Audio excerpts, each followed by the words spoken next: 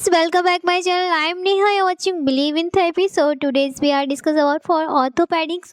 Orthopedics में आज हम पढ़ने वाले हैं treatment of fractures and general principles. क्या ट्रीटमेंट होता है जब भी कोई फ्रैक्चर होता है, उसके क्या क्या प्रिंसिपल्स हैं, वो आज के इस वीडियो में हम कवर करेंगे। यदि हमारे चैनल पे नए हैं तो प्लीज़ लाइक शेयर सब्सक्राइब हमारे साथ बने रहिए। सो स्टार्ट करते हैं कि जब भी कोई फ्रैक्चर उसका होता है तो इसके ट्रीटमेंट जो होता है, ट्रीटमेंट के 3 फेजेस होते हैं। एक होता है हमारा फेज़ 1 जिसमें हम emergency cares and phase 2 definitive cares and phase 3 rehabilitations.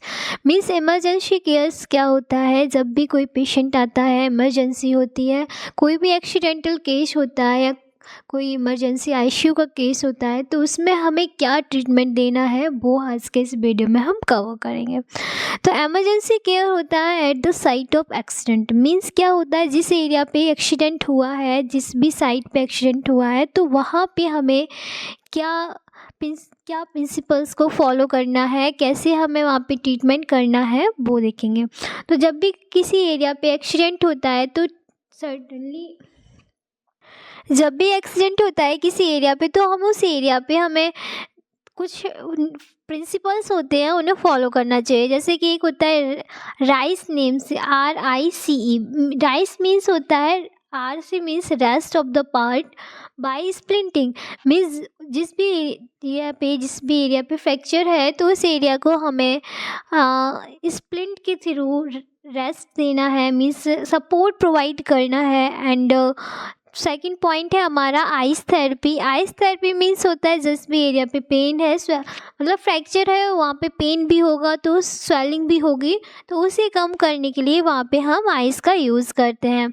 Next है कंप्रेशन। कंप्रेशन मीन्स होता है कि हम उस एरिया पे कंप्रेशन करके वहाँ की स्वेलिंग को कम कर सकें। एंड नेक्स्ट है हमारा फोर्थ इलिवेशन। इलिवेशन मतलब कि हमें स्वेलिंग को रिड्यूस करना है, मीन्स उस एरिया को हम इलिवेट करके रखें जिससे कि वहाँ पे एक्स्ट्रा फ्लूइड एक्यूमुलेट ना हो, स्वेलिंग ना हो। तो ये हमारे प्रिंसिपल है।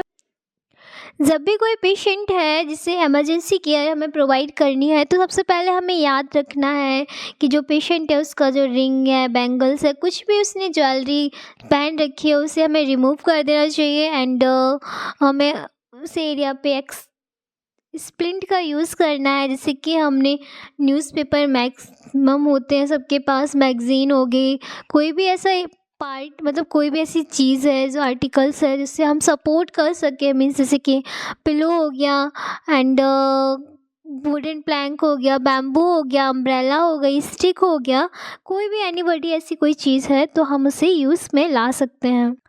जिससे क्या होता है कि उस एरिया पे थोड़ा सा पेन कम हो जाता है एंड और भी कोई क्रिटिकल कंडीशन के चांसेस थोड़ा सा कम हो जाते हैं।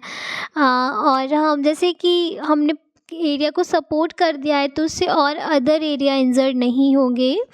तो इसमें क्या होता है कि जो हमारे डिजिटल पल्स होती है एंड तो हमें उन्हें चेक कर लेना चाहिए कि पेशेंट की पल्सेस कैसे चल रही हैं और उसी हिसाब से हमें ट्रीटमेंट देना चाहिए। तो हमें क्या क्या एडवांटेज होते हैं स्प्लिंटिंग के वो हम देख लेते हैं। जो स्प्लिंट हम यूज़ करते हैं वो पेन को कम करने के लिए एंड कोई भी मूवमेंट ना हो, क्योंकि उस एरिया पे पहले से ही फ्रैक्चर है और हमने उस एरिया को सपोर्ट नहीं किया है, तो वो हमारा जो फ्रैक्चर की वजह से हमारे और भी अदर टिश्यूज़ को डिस्ट्रॉय कर सकता है, हार्मफुल हो सकता है मूवमेंट करने की वजह से, तो हम उसे प्रिवेंट करेंगे। एंड नेक्स्ट हमारा एडवांटेज है prevention of further damage to skin. Means क्या होता है कि उसे हमें प्रिवेंट करना है कि और अदर कोई भी स्किन को डैमेज ना कर सके। हमारे सॉफ्ट टिश्यूज़ हो गए, न्यूरोमस्कुलर बंडल हो गए, कोई भी ऐसा अदर एरिया इंजर्ड ना होते, हमारा सेकंड एडवांटेज है।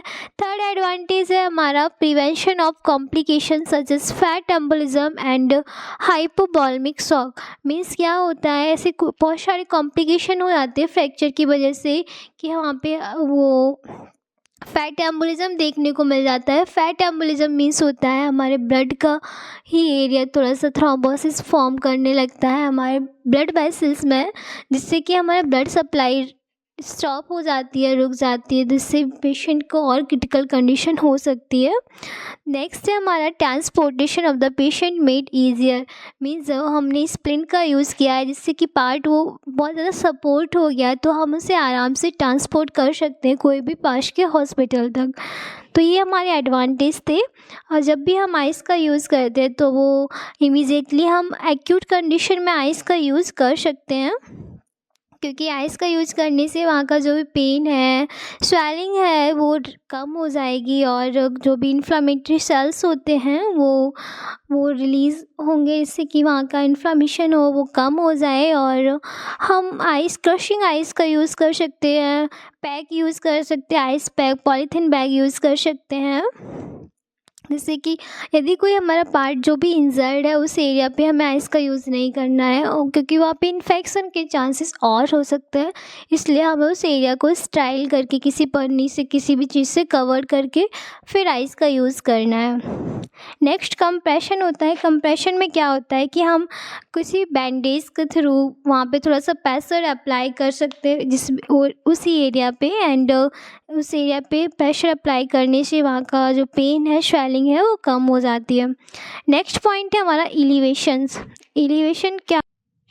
एलिवेशन में क्या होता है कि जिस पार्ट पे इंजरी हुई है उसे हम थोड़ा सा एलिवेट कर देते हैं। एलिवेट करने से क्या होता है, जो भी एक्स्ट्रा फ्लूइड होता है वो हार्ट के थ्रू, हार्ट के लेवल पे आके हार्ट के लेवल तक उसे हम एलिवेट करेंगे, तो जो फ्लूइड होगा वहाँ का तो हार्ट के थ्रू पंप हो जाएगा। और हम इसमें कुछ भी एलिवेशन के लिए पिलो यूज़ कर सकते हैं, थोड़ा सा सपोर्ट दे के हम एलिवेशन कर सकते हैं।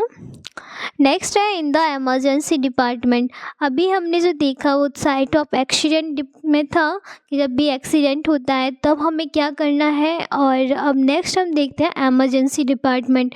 मीन्स जब एमरजेंसी डिपार्टमेंट में है तो उस टाइम हमें क्या मतलब प्रिंसिपल्स को फॉलो करना है, और उस टाइम जो भी थेरेपिस्ट है, जो भी उसे क्या है वहाँ पे प्रिंसिपल्स फॉलो करना है।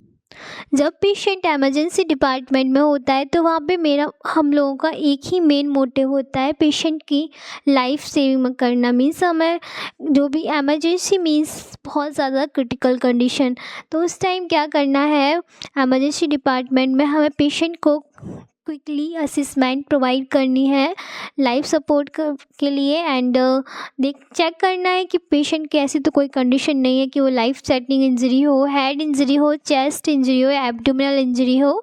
ये सारा कुछ हमें चेक करना है पेशेंट का जब भी पेशेंट एक्सीडेंट साइट से हॉस्पिटल में एडमिट होता है। तो ये सारी चीज़ें एग्जामिन करके हमें नर्व को चेक करना है, पल्सेस चेक करनी है, वेसल्स चेक करनी है, और हमें जो इंजरी हुई है उन एरिया को भी चेक करना है।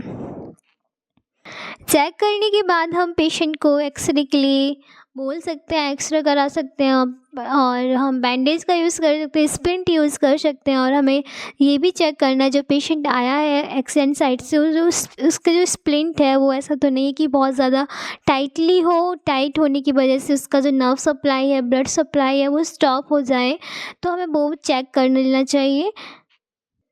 तो वहाँ पे हम इमरजेंसी डिपार्टमेंट में जब पेन हो रहा है तो उस पेन को कम करने के लिए एनाल्जेसिस दे सकते हैं, पेन किलर दे सकते हैं पेशेंट को, जिससे कि पेन थोड़ा सा कम हो जाए। नार्कोटिक एनाल्जेसिस हमें अवॉइड करनी है यदि कोई हेड इंजरी हो गई है पेशेंट को।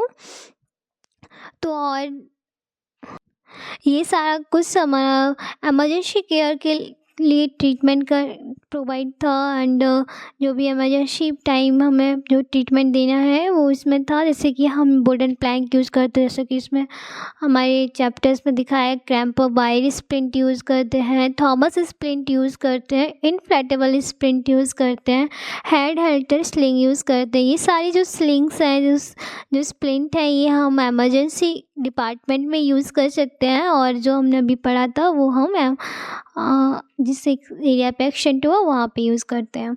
यदि आपको हमारा वीडियो अच्छा लगा हो तो please like share subscribe. Next हम डेफिनेटिव केयर्स मिलते हैं एक नए वीडियो के साथ जिसमें हम डिस्कस करेंगे डेफिनेटिव केयर्स। तब तक के लिए बाय बाय।